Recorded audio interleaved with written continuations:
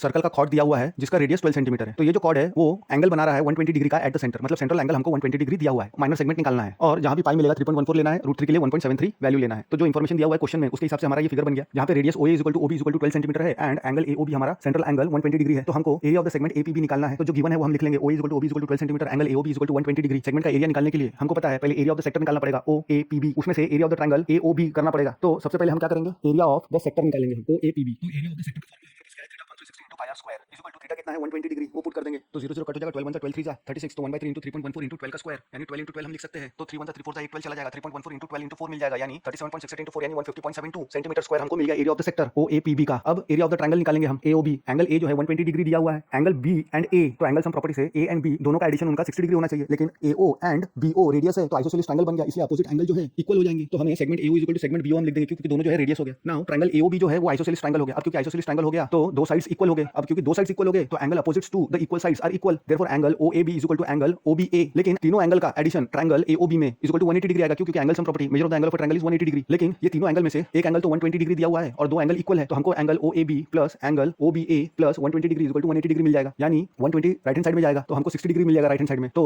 Angle OAB plus angle OBA को भी हम एंगल OAB लिख सकते हैं क्योंकि दोनों इक्वल है, तो हमको 2 टाइम्स OAB दिख रहा है। अब तो 2 times OAB plus 120 degree = 180 degree हमको मिल रहा है। Therefore 120 degree right hand side में जाएगा तो हमको 180 - 120 यानी 60 डिग्री मिलेगा। Therefore 2 times angle OAB = 60 degree. Therefore 2 इधर प्रोडक्ट में है, राइट हैंड साइड में जाएगा तो डिनोमिनेटर में चला जाएगा तो 60/2 यानी 30 डिग्री। एंगल OAB हमको 30 डिग्री मिल गया, यानी angle OAB and angle OBA दोनों कैसे हो गए 30 डिग्री के हो गए। अब OM परपेंडिकुलर टू AB दिया हुआ है, क्यों? क्योंकि segment from the centre to the chord is perpendicular to the chord and bisects the chord. तो ट्रायंगल OAM में हमको एक रिलेशन पता है और कि sin θ = अपोजिट अपॉन हाइपोटेन्यूज हम ले सकते हैं, क्योंकि ट्रायंगल OAM जो है अब राइट एंगल ट्रायंगल हो गया क्योंकि OM perpendicular to AB। So for θ = 30 degree हमको OM अपॉन OA मिल जाएगा, लेकिन OA कितना दिया हुआ है 12 दिया हुआ है, वैल्यू पुट करेंगे। sin 30 हमको पता है हाफ होता है, तो हमको OM = क्या मिलेगा 12/2 = 6 सेंटीमीटर। अब OM हमको 6 सेंटीमीटर मिल गया। हमें इसी ट्रायंगल में एक और रिलेशन पता है, cos θ = adjacent side upon hypotenuse. So for θ = 30 degree, adjacent side 30 degree का AX हो गया, हाइपोटेन्यूज हो गया OA, तो cos 30 तो √3/2 होता है और OA 12 है तो AM हमको क्या मिल गया 6√3 सेंटीमीटर। लेकिन AM = MB = 6√3 हो गया। अब क्योंकि M क्या है segment from the centre to the chord, perpendicular तो था, बाइसेक्ट भी करता है, तो AM = MB मिल गया, बट AB = AM + MB तो हम वैल्यू पुट कर देंगे क्योंकि तीनों जो पॉइंट्स है वो कैसे कोलिनियर है। अब दोनों की वैल्यू पुट करेंगे तो हमको क्या मिलेगा, एरिया ऑफ द ट्रायंगल का फॉर्मूला है half into base into height. तो हमको हाफ इंटू